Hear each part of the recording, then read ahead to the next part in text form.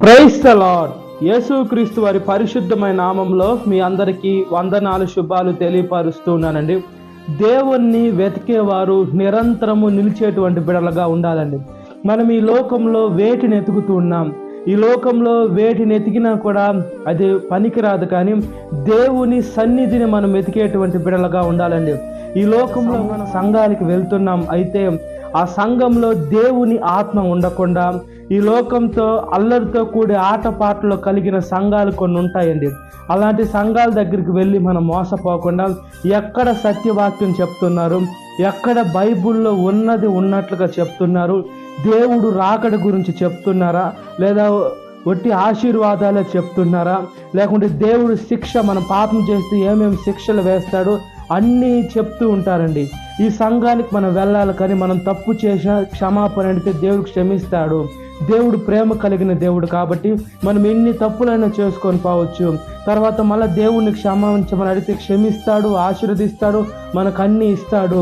మనకి ఈ లోకానుసారమైనటువంటి జీవితాలు జీవించి మళ్ళీ దేవుడి దగ్గరికి వస్తే క్షమిస్తాడని ఇలాంటి అబద్ధ బోధకులు మనుషులకు ఏదైతే వాక్యం చెప్తే మనసుకి శాంతిగా ఉంటుందో అలాంటి వాక్యం చెప్పే సంఘాలకు మనం వెళ్ళకుండా ఉన్నది ఉన్నట్లుగా కొట్టినట్టు చెప్పేటువంటి వాక్యం చెప్పేటువంటి సంఘానికి మనం వెళ్ళాలండి. మనం అప్పుడు వెళ్తే దేవుని సన్నిధిని మనం వెతికేటువంటి బిడలుగా మనం వెతికి కనుగొని వాక్యానుసారంగా జీవించి మన నరకంలోకి వెళ్లకుండా మన ఆత్మను మనం రక్షించుకుంటాం. కాబట్టి దేవుని మార్గంలో నడిచినట్లుగా ప్రార్థన. మహాపరిశుద్ధాత్మదేవ, మా ప్రియ పరలోక తండ్రి, ఒకసారి జ్ఞాపకం చేసుకోండి అయ్యా. ఈ లోకంలో మేము దేనిని వెతుకుతున్నాం, యేసు మీ వాక్యాన్ని వెతుకున్నట్లుగా ప్రార్థన చేస్తున్నాం. అబ్రహాము దేవ, ఇస్సాకు దేవ, యాకోబు దేవ, నా దేవ, మా దేవ, ఒకసారి జ్ఞాపకం చేసుకోండి అయ్యా. యేసు నీ వాక్యము మా పాదములకు దీపమై ఉంటుందయ్యా. యేసు అదేవిధంగా మా త్రోవకు వెలుగై ఉంటుందయ్యా.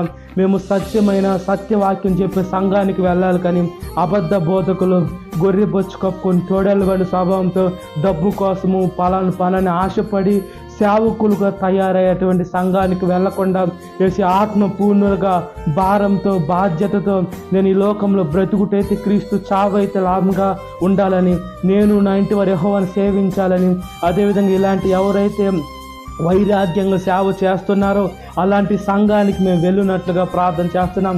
సాతాను శోధనలో ప్రతి ఒక్క బిడ్డని విడుదల దయచేయండి. ఈ వాక్యం వీటిన ప్రతి ఒక్క బిడ్డని పేరు పేరు జ్ఞాపకం చేసుకోండి.